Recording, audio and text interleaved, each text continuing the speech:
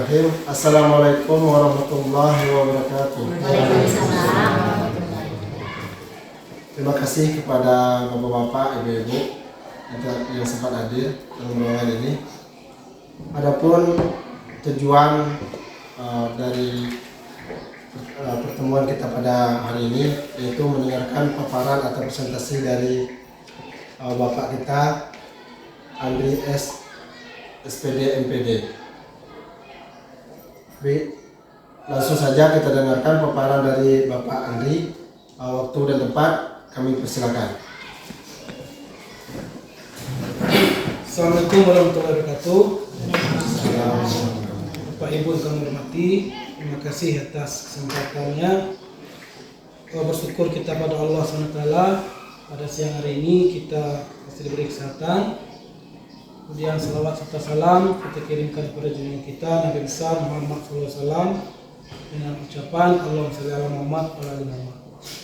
Bapak Ibu yang kami hormati, pada hari ini sengaja kami undang kita untuk hadir dalam rangka mensosialisasikan budaya positif yang akan kita aplikasikan di sekolah. Ini juga salah satu program dari pendidikan guru penggerak yang sedang kami jalani selama 6 bulan. Insya Allah akan berakhir pada bulan November. Jadi hasil dari pendampingan tersebut harus ditimbaskan kepada kita semua guru-guru supaya bisa diterapkan di sekolah. Kemudian Pak Ibu, kita mulai pada materinya. Sebelumnya kita pernah mendengar kurikulum Merdeka. Merdeka itu bukan artinya bebas tanpa tekanan, tanpa intervensi, bukan. Merdeka itu salah satunya adalah akronim dari mulai dari diri, eksplorasi konsep, ruang kolaborasi, demonstrasi kontekstual, elaborasi pengalaman, koneksi antar materi dan aksi nyata. Jadi itu singkatan dari Merdeka. Ingat, di sini diakhiri dengan aksi nyata. Berarti dalam kurikulum Merdeka terakhir itu ada aksi nyata. Kalau di sekolah lain sering membuat panen hasil. Kita juga aksi nyata. Apa yang kita peroleh dalam langkah-langkah tadi kita praktekkan dan ada wujud dari buktinya dari apa yang siswa belajar.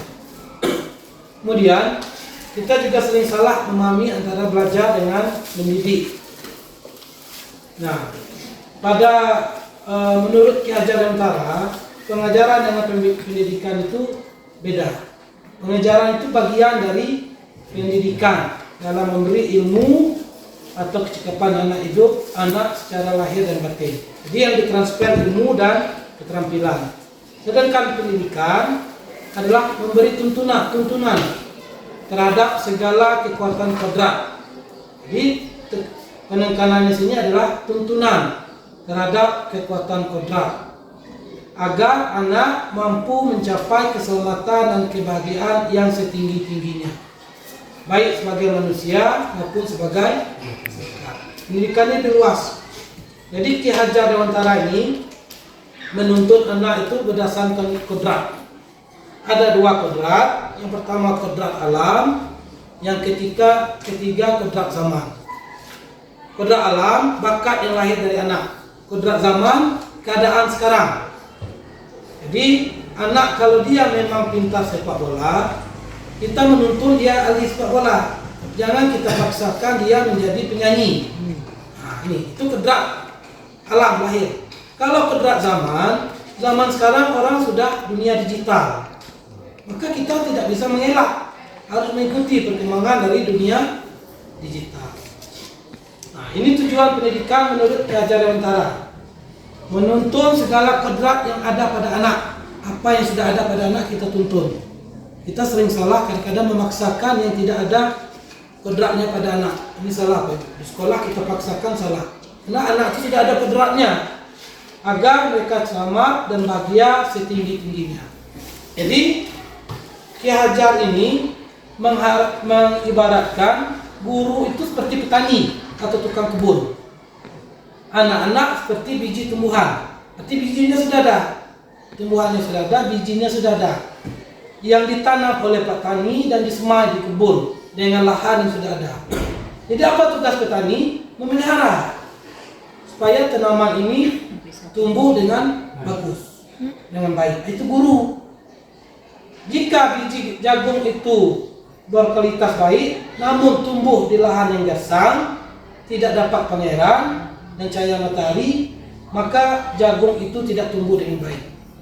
Jika anak-anak kita pintar, dari rumah dia sudah pintar, tapi sampai di sekolah gersang, tidak kita olah dengan baik, itu maka jagung anak kita tidak berkembang dengan baik. Bagaimana dengan biji jagung biasa? Dia datang ke sekolah, manusia itu datang ke sekolah, anak datang ke sekolah, cuma di sekolah dibina dengan baik, maka anak itu bisa berkembang dengan baik. Jadi kita ini diibaratkan seperti petani yang menanam biji jagung. Itulah peran guru. Jadi memang di sini kita harus betul-betul memahami anak. Kemudian menurut Ki Hajar, anak-anak memiliki watak atau karakter. Kalau watak atau karakter itu perpaduan antara pikiran, perasaan, kehendak atau kemauan. Kemudian budi pekerti, perpaduan cipta, karsa, dan karya.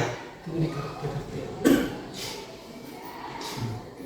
Nah, Bapak Ibu, jadi harus kita rubah betul paradigma belajar yang selama ini mungkin di antara kita masih ada mungkin kekeliruan. Ini harus kita luruskan.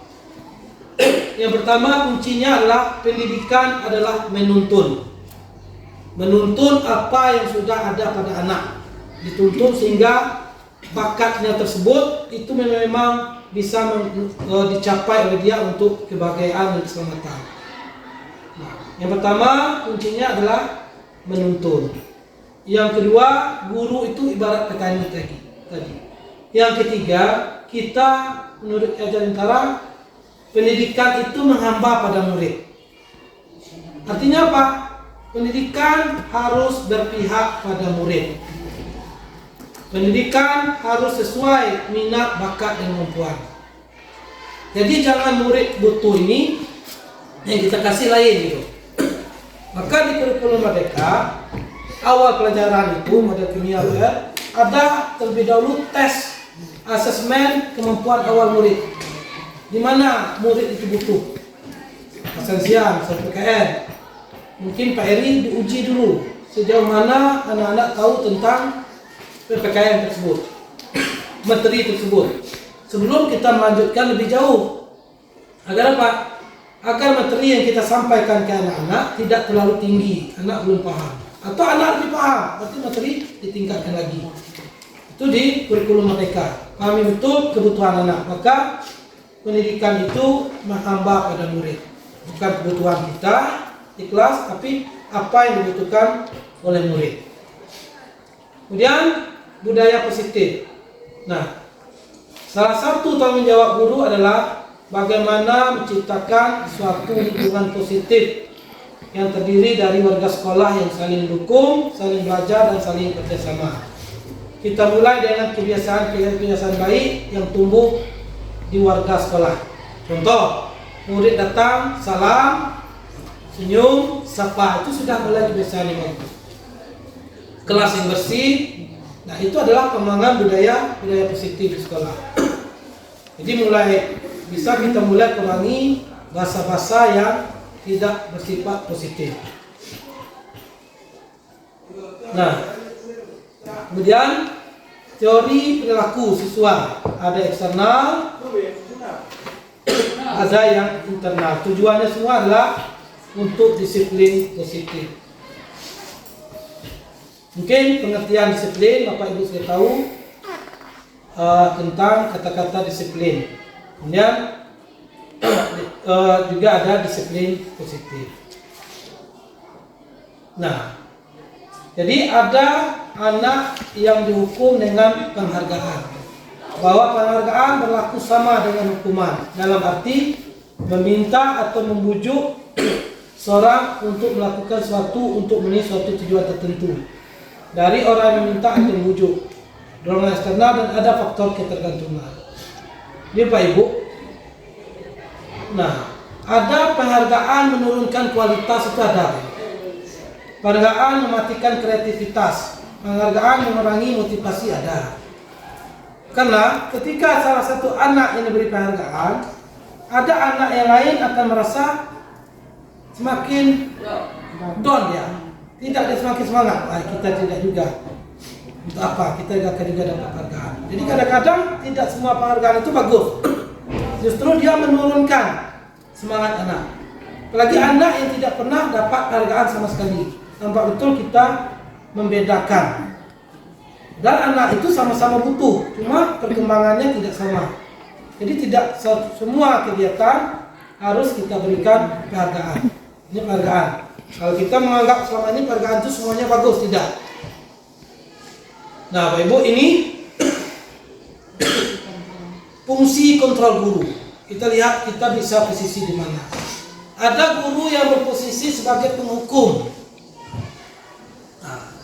Ciri guru yang berposisi sebagai penghukum itu kalau dia berbuat, yang pertama sering menghardik, yang kedua menunjuk-nunjuk, yang ketiga menyakiti siswa, yang keempat menyindir. Ini guru yang sifatnya penghukum. Kalau dia berkata seperti ini, kalau kamu tidak melakukan, awas ya, rasakan. Itu guru penghukum. Kemudian hasilnya apa? Memberontak dan menyalahkan orang lain berbohong. Harus anak memberontak, guru juga memberontak. Ini adalah identitas gagal dari guru. Ini kalau kita bersifat sebagai guru penghukum. Murid berkata, biarkan saja, nanti juga marah-marah lagi. Kalau kita sebagai guru penghukum, siswa juga berkata begitu, biarkan saja, nanti Pak pasti marah juga, besok marah juga. Ini penghukum. Kemudian apa dampak pada murid? Dia akan mengulangi kesalahan karena dia tidak muncul kesadaran. Itu dampak pada murid pada posisi guru sebagai penghukum. Kemudian guru sebagai pembuat orang merasa bersalah. Ini juga yang gagal. Apa cirinya kalau berbuat? Berceramah dan mengatakan seharusnya atau ibu kecewa. Ini. Kemudian guru kalau dia berkata, guru seperti ini, kamu seharusnya, kamu sudah tahu. Itu salah satu guru yang buat orang merasa bersalah. Kemudian ibu lelah sekali mengatakannya, atau kata-kata ibu stres lihat kamu. Nah, ini gagal, bukan posisi yang bagus. Kemudian guru yang berposisi sebagai teman bagi murid. Itu kalau dia berbuat, dia cenderung membuat alasan-alasan untuk muridnya. Murid ini dia memahami alasan. Itu sebagai teman. Kemudian dia berkata, ayolah lakukan demi ibu. Ada kata demi ibu. Masa kamu tidak mau? Ingat, tidak ibu pernah bantu. Kemudian hasilnya siswa selalu ketergantungan pada guru. Kemudian murid berkata, saya pikir bapak atau ibu teman saya, ternyata begitu. Di saat kita tidak lagi sebagai teman, karena dia tidak bergantung. Apa yang terdapat pada murid? Siswa akan lemah, tidak mandiri dan ketergantungan. Itu kalau kita guru sebagai teman. Kemudian sebagai pemantau, guru yang posisinya sebagai pemantau, yaitu dia selalu menghitung dan mengukur keadaan siswa. Kemudian guru berkata, apa peraturannya? Kemudian hasilnya menyesuaikan diri bila diawasi. Kalau tidak diawasi, guru tersebut tidak menyesuaikan diri. Kemudian murid berkata seperti ini, berapa banyak bintang yang harus saya peroleh? Berapa halaman yang harus saya tulis? Guru ini memantau kerja murid terus dan memberi perintah.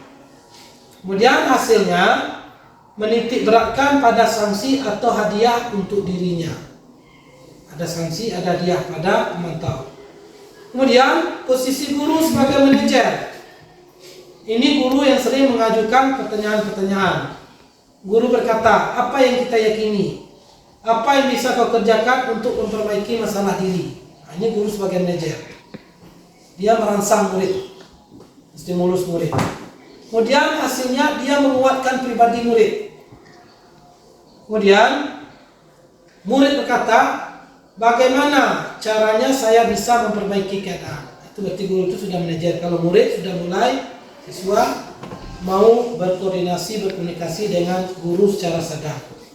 Berarti kalau dia bertanya, bagaimana caranya saya bisa memperbaiki keadaan? Berarti siswa tersebut sudah sadar.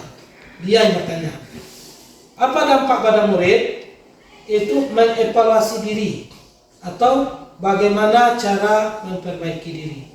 Ini 5 posisi kontrol guru. Kita bisa pilih mau berada di mana. Apakah sebagai penghukum bagi anak, membuat orang bersalah, sebagai teman, sebagai pemantau, atau sebagai manajer. Kemudian Bapak Ibu, ada satu lagi budaya positif di kelas bagi Bapak Ibu yang lalu kelas segala macam, yaitu keyakinan kelas. Keyakinan kelas itu berbeda dengan peraturan. Peraturan itu pakai sanksi. Keyakinan kelas ini itu hasil kesepakatan siswa dengan guru tentang sesuatu yang baik. Saya sudah praktek di 10E kemarin. Ayo kita mulai susun keyakinan kelas tentang kelas ini, tapi bukan peraturan. Ayo sebutkan apa yang bagus ada di kelas ini. Suasana apa yang bagus kali ini. Dia nulis. Kelas bersih. Itu sudah keyakinan. Dari 30 orang kami dapat 5 keyakinan kelas 10E. Kelas bersih, berpakaian rapi, saling menghargai. Ada 2 lagi. Beda peraturan. Kalau peraturan dia sebut sanksi. Tidak boleh berpakaian di luar. Tidak boleh mengotori kelas. Itu peraturan. Ini keyakinan. Sesuatu yang kita anggap baik antara siswa dengan guru sepakat. Muncul dari dia. Nah, ini keyakinan kelas. Ini di kelas harus disusun. Nah, ini beda. Bentuk beda peraturan dan keyakinan kelas. Kalau peraturan selalu kembali buku ke tempatnya ditulis. Kalau keyakinan kelas yang kita tulis adalah tanggung jawab. Dilarang mengganggu orang lain itu peraturan. Keyakinan kelas menghormati orang lain. Hadir sekolah 15 menit sebelum pelajaran dimulai. Keyakinan kelasnya berkomitmen. Dilarang melakukan kekerasan. Dilarang menggunakan narkoba. Keyakinan kelasnya kesehatan. Ini salah tulis, kesehatan. Seperti ini mencocokkan. Itu beda keyakinan kelas dengan peraturan. Kita ada peraturan yang banyak, tapi tidak berasal dari siswa. Langkah pertama dari restitusi pertanyaan-pertanyaan ini. Jadi kalau kita ketemu siswa yang salah, ini dulu, jangan ditekan dulu. Yakinkan dia dulu, stabilkan identitasnya dulu kalau dia salah. Jangan basa-basa seperti ini.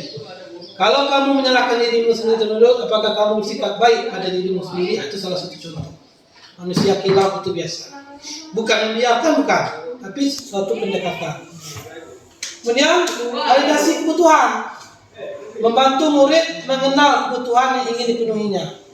Guru berkata, kamu bisa saja kan melakukan hal lebih buruk, tapi kamu tidak melakukannya kan? Berarti dia sudah sadar. Kamu pasti punya alasan mengapa melakukannya. Apa yang penting bagi kamu? Kamu boleh tetap berusaha menjaga sikap itu, tapi tambahkan sikap lain yang baru. Nah, berarti kalau dia bisa berubah, tambahkan sikap yang bagus. Maukah kamu belajar cara lain untuk mendapat yang kamu butuhkan tanpa harus memukul? Suatu satu dipukulnya temannya. Nah, ini kita yakinkan dia bisa dapat tanpa memukul. Kemudian pertanyaannya, apakah kamu bisa melakukan dengan lebih baik besok lagi? Ini tahap kedua. Tahap ketiga, menanyakan keyakinan. Guru kata, apa nilai yang kita percaya di kelas?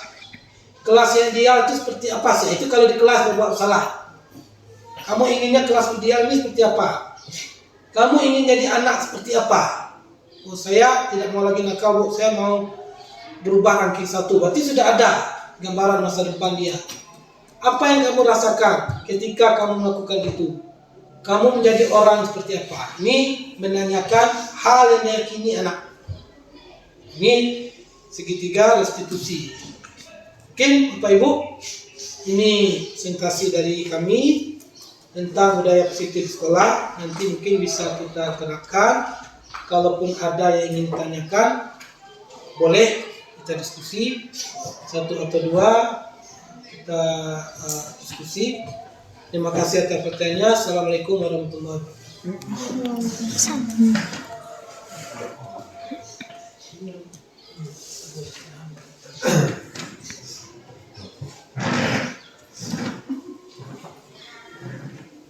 Baik Bapak Ibu, itulah presentasi yang disampaikan oleh Bapak Beta, Bapak Andri tadi.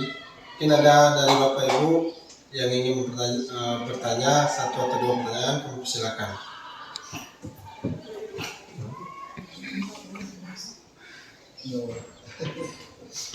Ya, baik. Terima kasih sebelumnya kepada moderator. Assalamualaikum warahmatullahi wabarakatuh. Sepanjang yang Pak Andri jelaskan tadi, ada sedikit yang ingin saya tanyakan tentang meyakinkan atau keyakinan tadi. Dimana biasanya kita di dalam kelas kita sering membuat peraturan, tapi kita jarang melibatkan siswa untuk membuat komitmen atau memberikan pendapat tentang peraturan yang dia inginkan. Jadi yang saya tanyakan ini, bagaimana caranya kita membuat keyakinan kepada siswa untuk membuat keyakinan satu peraturan yang ada di dalam kelas, sedangkan kita tahu bahwa siswa saat sekarang ini itu sulit sekali untuk mengungkapkan ide dia atau pendapat. Bagaimana memotivasinya supaya dia mau menyampaikan keyakinannya terhadap komitmen yang disepakati bersama. Sudah?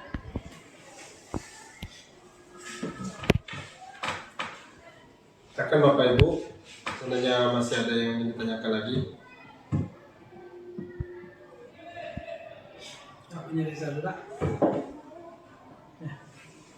Jadi Bapak Ibu, beda keyakinan kelas. Kenapa harus keyakinan kelas? Itu ada kalimat bawah. Keyakinan kelas lebih menggerakkan seorang dibandingkan serangkaian peraturan. Kalau peraturan, anak-anak terikat, anak-anak tertekan. Kalau keyakinan itu muncul dari diri dia, dan dia sudah tahu ini bagus berarti inisiatif dia. Bagaimana triknya? Saya praktek di kelas 10E. Pertama saya jelaskan tentang keyakinan kelas. Kemudian saya minta dia menulis di kertas. 30 orang itu tulis tentang keyakinan kelas ini di kertas. Tulis 30 orang. Nanti kami baca, kamu kumpul, kami baca satu-satu, kita saring. Tulis semua, saring. Ada yang menulis kelas harus bersih, ada yang menulis menjaga kebersihan, ada yang menulis sekolah ini tertib. Tadi sekolah harus bersih, menjaga kebersihan, kan sama tuh. Ini dipilih satu, jadikan satu kalimat. Sekolah kelas bersih. 2 arti sudah. Banyak. Dari sekian banyak siswa yang nulis, saya tahu mungkin dia takut mengemukakan seperti kata Pak Reza, tapi dia nulis kertas. Tersimpullah ada 6 atau 5 keyakinan kelas di kelas tersebut. Dari 30 yang ditulis. Nah, ini lahir dari dia. Kalau lahir dari dia, berarti dia harus komitmen, karena dia yang buat. Beda kita yang buat. Kalau kita yang buat, kita memaksa. Ini dia yang membuat keyakinan seperti itu, bukan peraturan. Ini perlu ada keyakinan kelas, membangkitkan keyakinan siswa. Banyak, tapi keyakinan kelas lebih abstrak, karena sanksi tidak disebut dan perintah tidak disebut. Kalau di peraturan ada kalimat perintah atau sanksi. Dilarang gunakan masker. Kalau di keyakinan kelas sehat, kelas bersih, kan itu. Kalau di peraturan itu gunakan masker. Seperti itu. Jadi Bapak Ibu perlu betul kita pahami, guru itu adalah menuntun. Lagi menuntun kodrat yang sudah ada pada anak, kodrat alam dan kodrat zaman. Kodrat alam, anak itu dari lahir sudah ada bakat yang dibawanya, sudah punya. Misalnya anak ini hobi sepak bola, itu bakat bolanya ada. Kalau kodrat zaman, kita mau tidak mau harus mengikuti zaman yang berubah, mengikuti perkembangan. Jadi tidak ada alasan lagi kita mengatakan, saya tidak mau belajar Canva, saya tidak mau anak belajar Office, saya tidak mau anak belajar di Google Classroom. Ini zamannya sekarang, itu kodrat zaman. Harus kita ikuti. Kodrat bakat anak seperti itu yang dari dalam diri dia. Kalau ini kita tuntun, insya Allah anak itu berkembang sesuai dengan bakat. Gini Pak, jadi setiap anak itu kan memiliki bakat dan potensi masing-masing sejak dari lahir kan. Jadi tidak setiap guru itu kan memiliki kemampuan atau bakat yang sama dengan siswa. Beda-beda bakat siswa.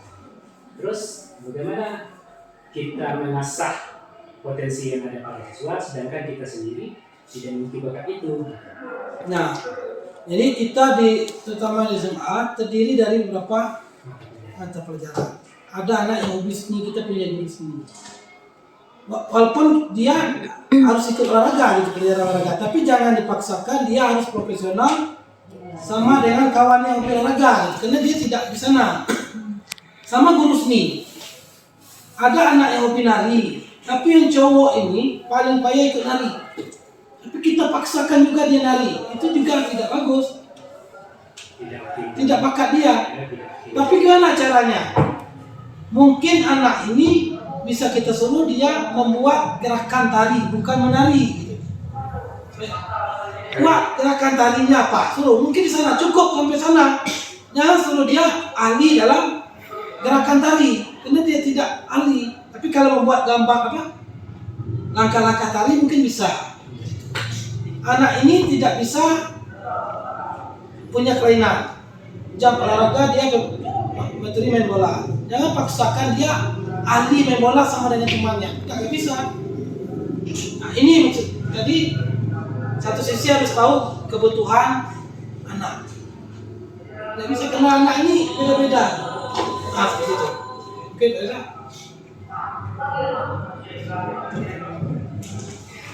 Mungkin di matematik, kebutuhan anaknya Pak. Tes dulu dia, tapi anak ini sudah bisa mengali, membagi, menambah. Nanti kalau dia belum bisa, tidak bisa kita lanjut ke lebih tinggi. Kita paksakan juga dia belajar integral. Sedangkan mengali belum bisa itu sama aja. Yang kita ajar tidak akan sampai ke anak. Pak Heri dia belum tahu Pancasila, Undang-Undang Dasar. Pak Heri sudah mengajar konstitusi ini, ya kan?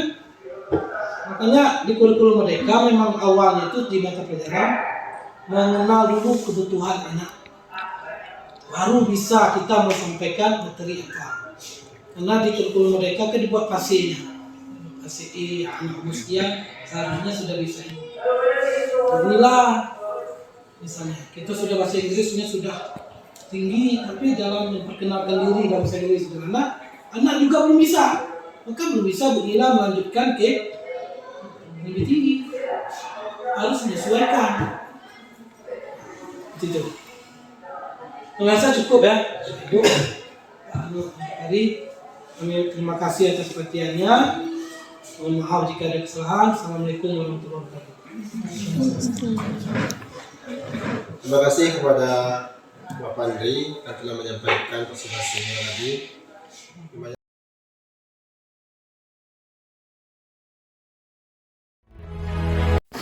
Di kertas bahwa kamu sepakat tentang keyakinan ini. Di kelas ini sudah punya namanya keyakinan kelas. Kamu yakin bahwa ini adalah yang terbaik untuk kelas kamu. Oke?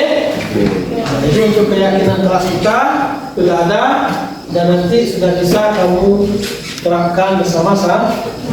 Harus rapi sebelum masuk belajar. Saya rapi sudah ya. Bersikap sopan sudah. Sudah sopan kan? Memelihara alat-alat inventaris kelas. Mana? Kelas aman. Kelas yang bersih, semuanya harus rapi dan tertib. Sudah. Lagi tidak boleh di luar, itu rapi ya. Dan tertib. Buanglah sampah pada tempatnya. Dah. Jadi kan dari hasil kita menulis keyakinan ada 6 keyakinan kelas yang ada di kelas kamu. Catat sekali ya. Yang pertama, kelas harus bersih. Nanti kalimat ini dirubah menjaga kebersihan. Sepakat kita ini? Sepakat? Ini masuk keyakinan kelas. Ada yang kelihatan? Yang kedua, berpakaian rapi. Sepakat? Oke. Yang ketiga, saling akrab, menjaga bersaudara. Sepakat? Tulis, cari ya. Sudah. Yang keempat, menjaga keamanan kelas. Sudah. Sepakat kita? Yang kelima, menjaga ketertiban kelas. Sepakat? Yang keenam, menjaga sopan. Jadi ini hasil kesepakatan kita ini. Ya, nanti kamu buat kesepakatannya, kita tanda tangan bersama. Ya sekretaris, kita susun kesepakatan ini, kita berikan di kertas.